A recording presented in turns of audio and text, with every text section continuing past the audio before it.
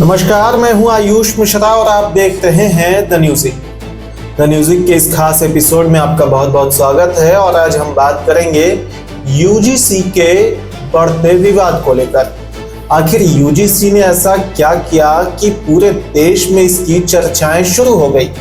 आखिर ऐसा क्या हुआ कि पूरे देश में स्वर्ण समाज सड़क पर उतरने को आतुर हो गए। आखिर ऐसा क्या हुआ कि यूजीसी के खिलाफ नारे लगने लगे। आखिर ऐसा क्या हुआ कि केंद्र में बैठे मोदी सरकार के खिलाफ नारे लगने लगे। हम पूरी बात आपको समझाएंगे विस्तार से। उसके लिए आपको क्या करना होगा, पूरा वीडियो देखना होगा। और अगर आपने चैनल को सब्सक्राइब नहीं किया है तो आप सब्सक्राइब कर दें। और अगर आपने हमारे फेसबुक पेज को फॉलो नहीं किया है तो आप फेसबुक पेज को भी फॉलो कर दें, ताकि ऐसे ही तमाम खबरें आपको देखने को मिलेगा। तो अब आगे बढ़ते हैं। देश में एक बार फिर शिक्षा व्यवस्था के जरिए जाति की राजनीति चर्चा में है। यूजीसी ने कॉलेज और यूनिवर्सिटी के लिए नए नियम लागू किए हैं। नाम बता दिया गया है जातिगत भेदभाव खत्म करने का फैसला। सुनने में तो यह बहुत ही अच्छा लग रहा है, लेकिन आज सवाल यह है कि क्या फैसला वाकई सभी के लिए बराबर है, या फिर इसके नाम पर स्वर्ण समाज को कटघरे में खड़ा करने की साजिश की जा रही है। नियम क्या कहता है? यूजीसी के नए रेगुलेशन के मुताबिक हर कॉलेज और यूनिवर्सिटी में इक्वल अपॉर्चुनिटी सेंटर बनेगा। इक्विटी कमिटी होगी, 24 घंटे की हेल्पलाइन होगी और अगर किसी व्यक्ति के साथ उसकी जाति के आधार पर गलत व्यवहार होता है तो वह सीधे शिकायत कर सकता है। यहाँ तक तो सब ठीक लगता है, लेकिन असली सवाल यहीं से शुरू होते हैं। सवाल नंबर 1, समानता सबके लिए या सिर्फ कुछ लोगों के लिए? यूजीसी के नियमों में साफ लिखा है कि ईओसी और इक्विटी कमेटी में एससी, एसटी, ओबीसी, दिव्यांग और महिलाओं को प्रतिनिधित्व होगा। अब सरकार से सीधा सवाल है, स्वर्ण समाज का प्रतिनिधित्व कहां है? अगर किसी स्वर्ण समाज या शिक्षक के साथ उसकी जाति को लेकर भेदभाव होता है तो क्या यह नियम उसके साथ भी उतना ही सुरक्षा करते हैं? रेगुलेशन इस पर चुप है और यही चुप्पी आज विवाद की सबसे बड़ी वजह बन चुकी है। गरीब स्वर्णों की अनदेखी क्यों? सरकार बार बार कहती है सबका साथ सबका विकास, लेकिन सवाल यह उठता है कि क्या गरीब स्वर्ण छात्र इसमें शामिल हैं? आज भी देश में लाखों स्वर्ण छात्र ऐसे हैं जो प्राइवेट कॉलेज की फीस नहीं भर पाते हैं, कोचिंग अफोर्ड नहीं कर सकते, हॉस्टल और किताबों के लिए जूझते हैं। लेकिन यूजीसी के ईओसी का दायरा आर्थिक नहीं, सिर्फ जाति देखता है। तो सवाल यह है कि क्या गरीब सिर्फ आरक्षित वर्ग में होते हैं? क्या गरीब स्वर्ण छात्र समान अवसर का हकदार नहीं है? शिकायत व्यवस्था और डर का माहौल।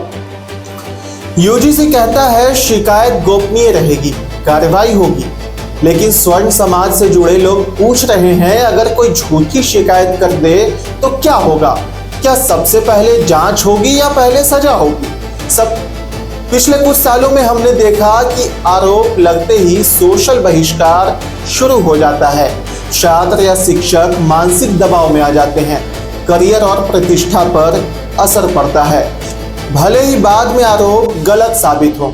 तो सवाल यह है कि क्या यूजीसी के नए नियम आरोपी के अधिकारों की भी उतनी रक्षा करते हैं? मोदी सरकार से सीधा सवाल है।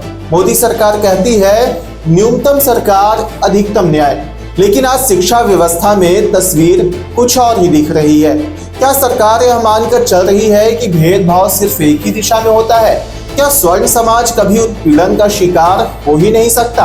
अगर भेदभाव गलत है तो वह हर जाति के साथ गलत है। फिर यह नियम सभी के लिए बराबर क्यों नहीं है? अगर हम कुछ पुराने विवादों पर नजर डालें तो यह पहली बार नहीं है जब शिक्षा और जाति पर सवाल उठे हों। रोहित वेमुला मामला भी इसी तरह का मामला था। उस वक्त भी सिस्टम पर सवाल उठे थे और सरकार पर आरोप लगे थे कि उसने समय रहते स्थिति नहीं संभाली। जेएनयू, हैदराबाद यूनिवर्सिटी, बीएचयू जैसे संस्थानों में विवाद जहां जातीय राजनीति और विचारधारा टकराती रही। हर बार सरकार ने कहा निष्पक्ष जांच होगी, लेकिन आज स्वर्ण समाज पूछ रहा है, क्या इस बार भी निष्पक्षता सिर्फ एक दिशा में होगी? आज सोशल मीडिया पर लोग गुस्सा क्यों हैं? आज सोशल मीडिया पर लोग खुलकर कह रहे हैं यह नियम समानता नहीं बल्कि सिलेक्टिव सिस्टम को बढ़ावा देता है।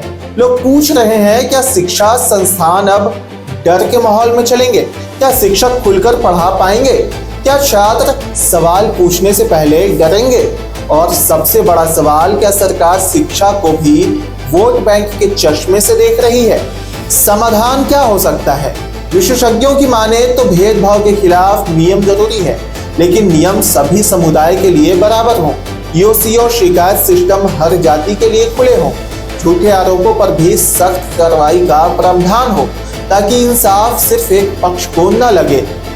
आखिरी सवाल यह है कि आज सवाल सिर्फ स्वर्ण समाज का नहीं है, सवाल उस सोच का है जो समानता की बात तो करती है लेकिन सीमाएं तय कर देती है।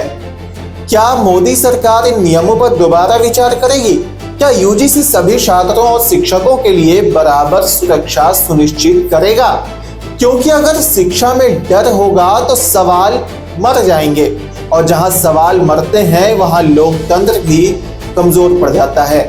क्योंकि देश आगे तभी बढ़ेगा जब इंसाफ सबके लिए होगा, बिना जाति देखे। ऐसे ही तमाम खबरों के लिए बने रहिए मेरे साथ और देखते रहिए द न्यूज़।